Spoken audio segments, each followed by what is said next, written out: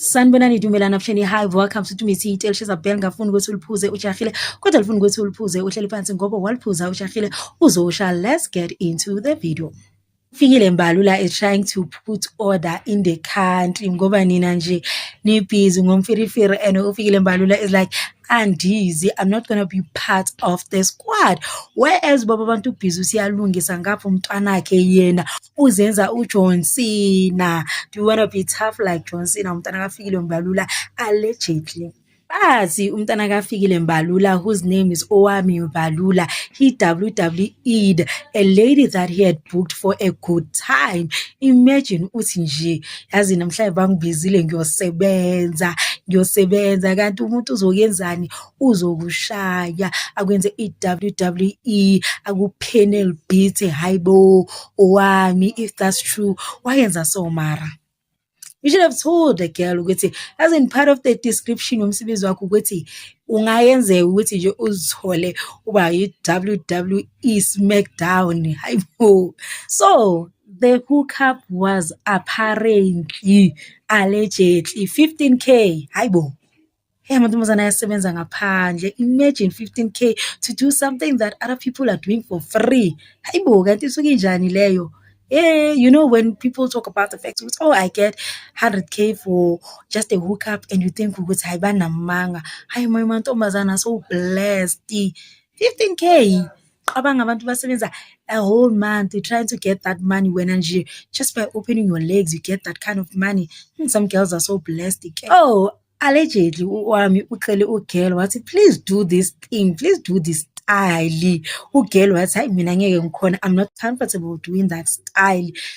Uguy, but allegedly he got angry and started to panel beat the girl.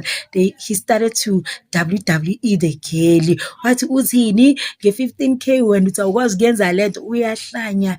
Wathi awungazi kahle ngifuna ukukubonisa ukuthi next time umuntu mekakubiza wazi ukuthi you are going to do what the client wants, otherwise hey you will see me. Bathi wamyenzela Owami bathi hey now ngiyalaphayana. Bathi amenzani guys ini. And akupheleli lapho bathi allegedly the security guard that works at the Beachwood Hotel, if I'm not mistaken, and then bathi security wabona uOwami allegedly ashaya ugirl. But wathula what you do zanga yenze next because obviously maybe the security guard knows ukuthi Owami is a prominent figure. Owami's father is connected. About you are talking about ministers here, so obviously why would you want to put your life in danger? So maybe security guard vele wathi makabona ukuthi ubani wathi hey andizi nanifuna ukuphelela umsebenzi apha because at the end of the day indaba zabantu azingena, but when you see something like that happening you really need to intervene because kungafa umuntu and then you're going to blame yourself when you hear ukuthi oh that girl was beaten to death, you know? So ugirl allegedly went to the police station to open a case, but amaphoyisa mebeza ukuthi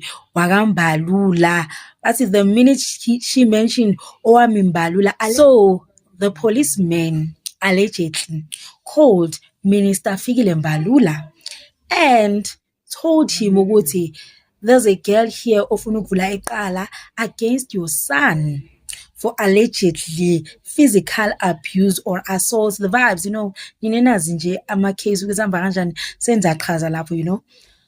So the police officer told the girl allegedly ukuthi yazini we will contact you, or baba umntana uzocontact umbaba ka Owami uzocontact her, the vibes, you know. So girl left and girl is like, even today I'm still waiting to be contacted because obviously once they mention goodbye contact to baba, obviously it means ukuthi uyothola isinokono. Obviously the case is going to be thrown out and the girl is going to be compensated, but unfortunately that did not happen. Hence why nimbona equla girl, because she's like, way imali yami, like I was beaten to hell, I was WWE'd to hell, so I need my money, I need to be compensated for what I went through because physically ngimabogobogo, you get.